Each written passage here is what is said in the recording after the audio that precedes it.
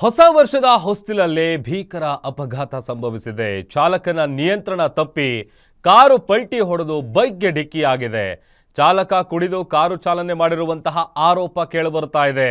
ಬೈಕ್ನಲ್ಲಿ ಬರ್ತಿದ್ದ ಒಂದೇ ಕುಟುಂಬದ 4 ಸಾವನ್ನಪ್ಪಿದ್ದಾರೆ. 4 ನರಕ ಆಗಿದೆ ಈ ಹೊಸ ವರ್ಷ.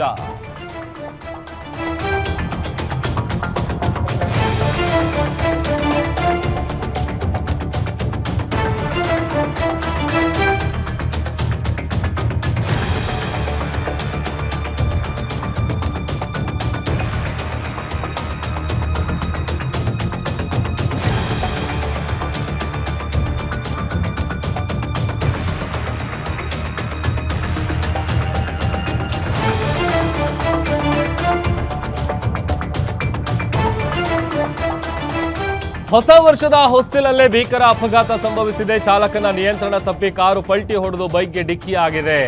ಅದೊಂದು ಕಡೆ ಆ ಕಾರ್ ಡ್ರೈವರ್ ಏನಿದ್ದಾನೆ ಆತ ಡ್ರಿಂಕ್ ಅಂಡ್ ಡ್ರೈವ್ ಮಾಡ್ತಿದ್ದ ಅನ್ನುವಂಥ ಆರೋಪ ಕೂಡ ಇದೆ.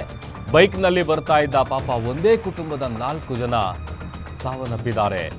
4 ಈ ಹೊಸ ವರ್ಷ ಒಂದು ರೀತಿ ನರಕ ಆಗಿದೆ. ಬೈಕ್ ಹಿಂಬದಿ ಕೂತಿದ್ದ 29 ವರ್ಷದ ಅಶ್ವಿನಿ ದುರ್ಮರಣಕ್ಕೀಡಾಗಿದ್ದಾರೆ. ಬೈಕ್ ಸವಾರ ಪತಿ ರಮೇಶ್ ಹಾಗೂ 2 ಮಕ್ಕಳಿಗೆ ಗಂಭೀರ ಗಾಯ ಆಗಿದೆ.